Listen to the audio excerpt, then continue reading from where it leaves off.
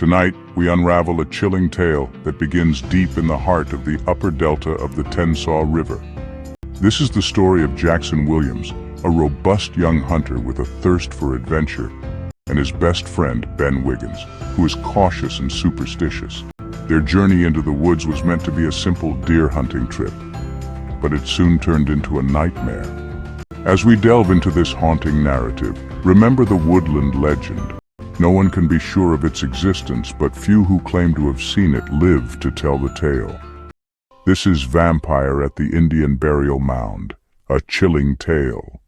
Jackson Williams asked his best friend Ben Wiggins to go deer hunting with him. He didn't tell Ben where they were going. Ben was so excited that he didn't ask, and Jackson wasn't about to tell him. He wanted to keep that a secret for the time being. Jackson's mind was dead set on hunting in a place that he had never been to, a heavily forested section of the upper delta of the Tensaw River. He had dreamed of hunting there for a long time. Ben didn't like that area, and he had a good enough reason. It had to do with a tragedy in the Wiggins family. His uncle, a cardiac patient, disappeared there 4 years ago, went deer hunting, and never came back. His remains were never found. Ben said his uncle had warned him about this place, told him that something evil seemed to be bound to and unable to leave there, that hunters had come across half-eaten carcasses of deer, hunting dogs and coyotes, all drained of every last drop of their blood. Jackson and Ben arrived in the woods in mid-afternoon, planning to camp overnight and hunt the next day. They found a campsite they both liked. Jackson backed his truck near a ring of stones. They began setting up camp. They pitched their tents, rummaged through food supplies, and foraged for firewood. By dusk, they had built a campfire. Jackson poked fun at Ben. Ben laughed, hiding his fear. Their plan was simple. Wake before dawn, split up, and hunt. Jackson woke to find Ben by a small fire. Ben looked haggard and jumpy. Who knows how long he had been brooding. They said good mornings and had coffee. Jackson moved closer to the fire. They talked as Jackson drank his coffee. Ben wanted to hunt south, Jackson west. They rose from their camp chairs. Hopefully they would return with game. Wishing each other luck, they parted. Jackson felt his adrenaline pumping. Later, around 10 o'clock, Jackson returned to camp empty-handed. The woods had been eerily quiet. He hadn't heard the usual ruckus of birds or squirrels. The camp was empty. Ben hadn't returned yet. He began to worry. Then he heard it, a sound like a bleating goat. It was coming from the south. Jackson picked up his shotgun and started walking. His curiosity needed to be satisfied. As he entered the woods, he heard the sound again. He located a game trail leading in the general direction of the sound and followed it, making surprisingly rapid progress through the trees.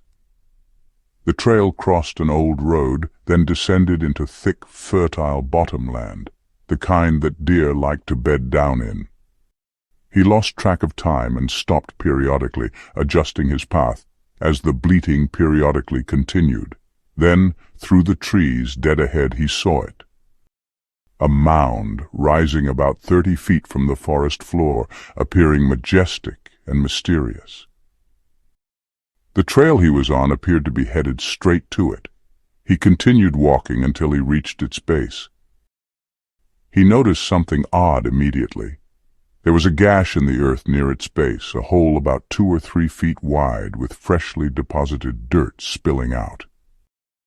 Instantly fascinated, he stopped and wondered if grave robbers, Indian relic hunters, were in the area, or, shivering as his mind turned dark, if something inside had tunneled out. Then he heard it again, that pathetic bleating, and it was close. Turning away from the mound, he re-entered thick brush and descended a ridge, never realizing for a moment what was happening to him. This sound, which so often calls in predators, was in fact calling him to a predator. He was confused. This bleating was something he should never have been able to hear from his campsite, but there it was, calling, calling like some kind of woodland siren, and he was following it. He walked apprehensively, fear slowly creeping into the corners of his superstitious, free mind. He crept forward slowly, as if in a trance, jolting each moment the sound would again periodically reverberate through the woods. Late afternoon had arrived by the time he finally spotted a dark shape ahead and, as silent as a ghost, crept up to it. It was a dead doe lying directly in his path. Her neck had been torn open. Beside her stood a pitifully bleating fawn. He could feel his heart pounding in his chest. Then beyond and to the left side of the doe, coming from within some brush, he heard a commotion. Two dark figures were wrestling, furiously fighting, making a lot of noise, breaking branches. Then one of them screamed. It was Ben. He was pinned to the ground. A hulking, shadowy shape on top of him had its hands around his throat. Jackson instinctively raised his shotgun and fired into the branches above their heads. Leaves rained down. The hulking shape, vaguely resembling an old Indian, rose from the ground and tossed Ben, as if he were a rag doll, against a nearby tree. It then turned to face Jackson. Ben slid down the tree trunk into a crumpled heap. Jackson fired into the trees again. More leaves rained down, and by the time they had settled, the creature had vanished, just as quickly as a deer into the surrounding brush. Jackson jumped over the doe at his feet and raced to Ben's aid. He found him moaning and holding his ribs. As he tried to help Ben to his feet, Ben kept moaning.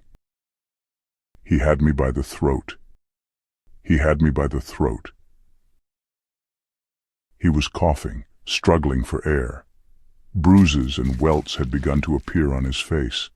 He rose slowly, feeling his body for injury, trying to process what had just happened. His voice was shaky and uneven. Panic set in. Jackson realized they were in deep trouble. Dusk was approaching. They needed to get out of the woods quickly, but this wasn't going to be easy. Ben was hurt. The fawn started bleating again. With his arm around Ben's back for support, they slowly retraced the game trail that had led Jackson into the woods. The return trip was difficult. Jackson helped Ben as much as he could, all the while reliving their recent experience over and over in his mind, wondering what in the hell had just happened. Ben, wincing with each step, was in too much pain for any kind of conversation. As they struggled along the path, the hair on the back of Jackson's neck began to rise. He knew that there was something out there, just behind the trees in the shadows, following and circling around in front of them. They finally reached the mound, and to Jackson's astonishment, the hole he had observed earlier, just like the old Indian, had disappeared as well. The mound looked totally undisturbed. He then encouraged Ben to sit down and lean back against the mound for a much-needed rest. Momentarily relieved of his pain, Ben revealed that he had only been following a bleating sound when he was attacked from the shadows. Jackson's head turned slowly, intently scanning the trees. They were still in danger. Whatever it was that was tracking them, it was still out there, somewhere. They still had a way to go before full darkness would surround them. Jackson hoisted Ben to his feet, again supporting him as best he could, and nudged him back on the trail. Ben's endurance had finally met its limits. He continued holding his ribs.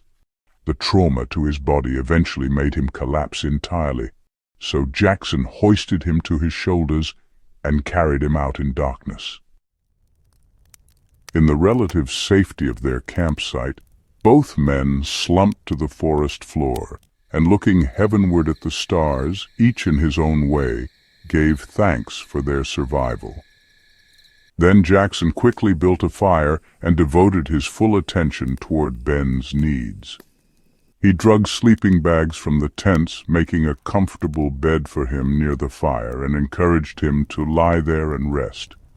With mounting anxiety, Jackson rose and began tearing down their tents. He knew they were in danger of another attack during the night. He loaded all their camping gear into the truck bed, grabbed their remaining water supply, and doused the fire. He helped Ben to ease into the passenger seat of the pickup, and they peeled out of there. They raced through the woods at reckless speeds. Ben, quiet and withdrawn, descended into deep thought. By the time they reached the main highway, Ben was ready to talk. He turned to Jackson and slowly revealed a secret, one that he had been keeping from him since the attack in the woods. He had seen its face up close, and clear as day he had recognized it. It was his uncle. Yep, that same uncle who had vanished all those years ago. Jackson pulled onto the main highway and floorboarded the truck. He silently swore that he would never hunt those woods again. Thank you, brave souls, for venturing into the depths of the vampire archives. Do our tales stir your dreams at night?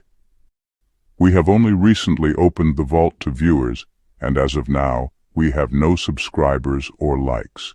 Consider subscribing and liking this channel before we and our knowledge vanish into the mists of darkness.